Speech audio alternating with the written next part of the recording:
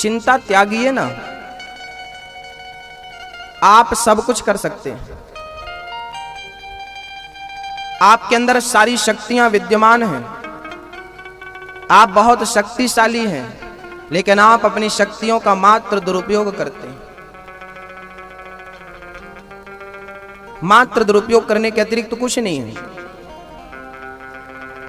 सदुपयोग करना सीखिए। चिंता कर रहे हैं हम, चिंतन करिए, हे प्रभु जो होना है वही होगा। जब हमें पता है कि जो होना है वही होगा, ईश्वर की मर्जी के बिना पत्ता नहीं हिलता, जो होना है वही होगा, जब हमें ये पता है तो फिर चिंता क्यों है?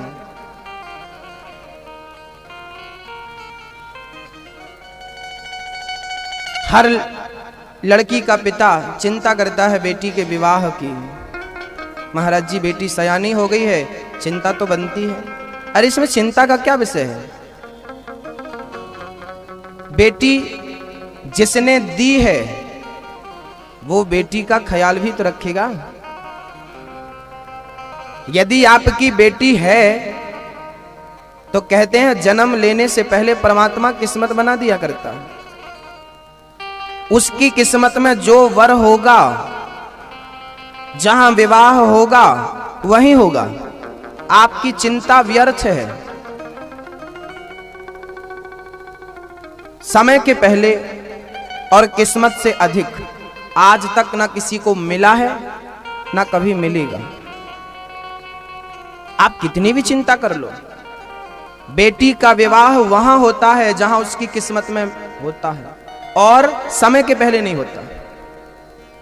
बहुत सारी बेटियां 18 साल की उम्र में विवाही जाती हैं, तो बहुत सारी बेटियों के 30-30 साल हो जाने के पश्चात विवाह होता है। 30 साल की होगी छोरी। समय जब नहीं है नहीं होगा, समय है होगा। आप चिंता मत करिए, भगवान पर भरोसा रखिए और भगवान का चिंतन करिए। आप उसका स्मरण करिए, वो आपका स्मरण करेगा। आप उसके बारे में सोचिए, वो आपके बारे में सोचेगा। अब आप ही पूरा अपने बारे में सोच ले रहे हैं, किसी के लिए छोड़ ही नहीं रहे हैं। आप स्वयं अपने बारे में सोच रहे हैं। याद रखना, मीरा की मां द्रौपदी की जब लाज लुटी तो द्रौपदी पहले किसको पुकारती है? अपने पति को।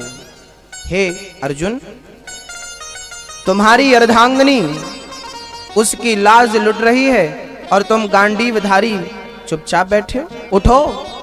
पर अर्जुन ने सर नीचे कर लिया। युधिष्ठिर आप उठिए, धर्मराज हैं आप किसी नारी का अपमान कैसे देख सकते हैं? सर नीचे कर लिया। द्रौपदी ने पहले पति को पुकारा, जब पतियों ने नहीं सुना तब गुरु द्रोणाचार्य को पुकारा, जब गुरुजी ने नहीं सुना तब पितामह भीष्म को पुकारा, जब भीष्म ने नहीं सुना तब अंधे धृतराष्ट्र को पुकारा, और जब उसने नहीं सुना तब बाद में भगवान श्री कृष्ण को पुकारा, उसने सुन लिया। जिसे बाद में पुकारा उसी ने सुना। याद रखना, सुनता वही है लेकिन आप बाद में पुकारते हो। पहले भरोसा द्रौपदी को था, मेरे पति मुझे बचाएंगे। हमने बहुत पहले बचपन में एक बात सुनी थी, सुनहरी मैंने निर्बल के बलराम। सुनहरी मैंने निर्बल के, बोलो मैया, निर्बल के बल राम। भगवान निर्बल का है, बलवान का नहीं है। जो निर्बल हो जाता है, जिसका सारा बल खत्म हो जाता उस निर्बल के पास भगवान पहुंच जाते हैं। गजराज, गजेंद्र, जब गजेंद्र का पांव मगर ने पकड़ा, हाथी का पैर मगर ने पकड़ा, हाथी ने पहले पूरी ताकत लगा दी अपनी, पर मगर से पैर छोड़ा ना सका। पत्नियों ने, बच्चों ने जोर लगाया पर वो मगर से जीत ना सका। जब हाथी देखा कि अब मैं डूबने वाला हूं, सूंड ऊपर करके परमात्मा को पुकारा। भगवान हरि का अवतार लेकर दौड़ पड़ते हैं गजेंद्र को बचाने के लिए। सुनहरी मैंने निर्बल केवल राम। निर्बल का हम संसार को पहले बुला लेते हैं। हमें संसार पर भरोसा बहुत है, उस पर नहीं है। भगवान कहते हैं अब तुझे जिस पर भरोसा है तो उसी से अपना काम कर। तुझे मेरे से कोई भरोसा नहीं, मैं क्यों करूं तेरा काम? बोलिए।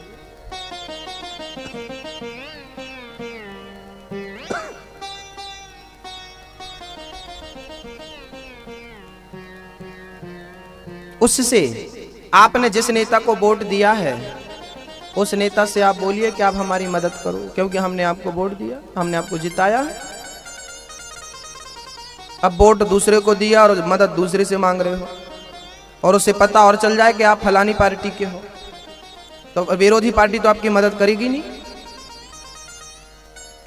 जब संसार की पार्टियां बिना स्वार्थ के आपका साथ नहीं देती तो विचार करो, भगवान को आपने कभी प्रेम से पुकारा ही नहीं, भगवान को आपने कभी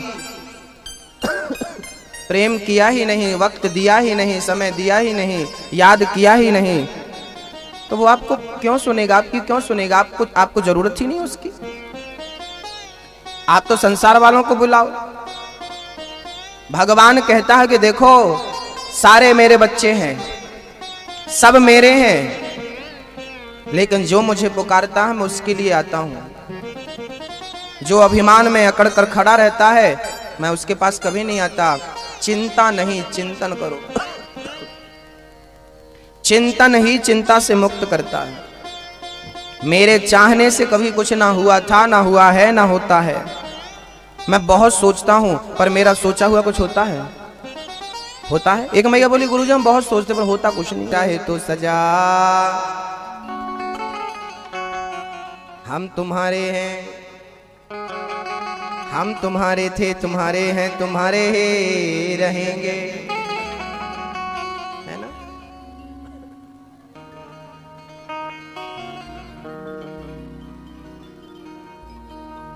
भक्तों,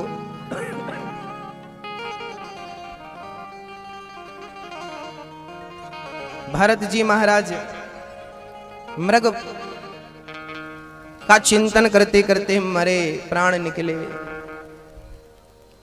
दूसरे जन्म में खुद मृग बनकर आ गए। अंते यामति सागति।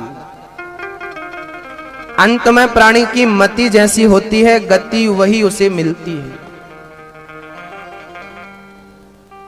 अगला पिछला जन्म अच्छा बनाना हो तो अच्छा विचार, अच्छा ख्याल करते करते प्राण त्यागिएगा, है ना? मरते समय आपका मन जहां होगा वैसी गति मिल जाएगी।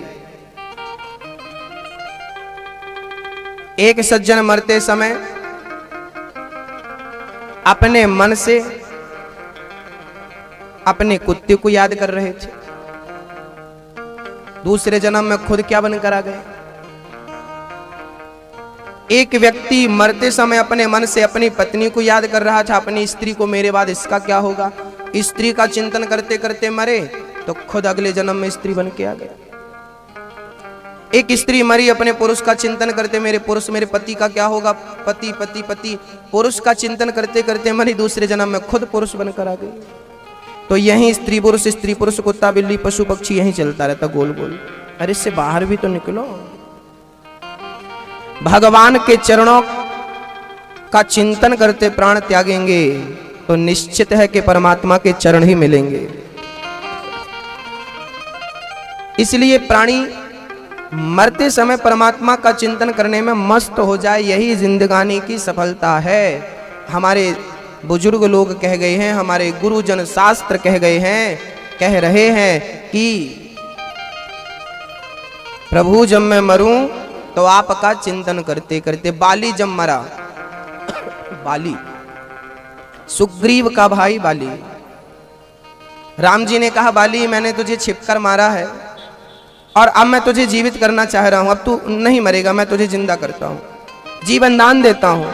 बाली ने कहा हाथ जोड़कर प्रभु जिस राम को देखने के लिए संत तपस्या करते हैं, आज वो राम मेरे सामने खड़ा है, अब उस राम को देखते देखते प्राण त्यागूंगा तो जिंदगी सफल हो जाएगी, मरना सफल हो जाएगा। आपके दर्शन करते करते प्राण निकले, आपका लोक मुझे यूं ही मिल जाएगा। इतना तो करना स्वामी जब प्राण तन से निकले। कहा था बाली ने,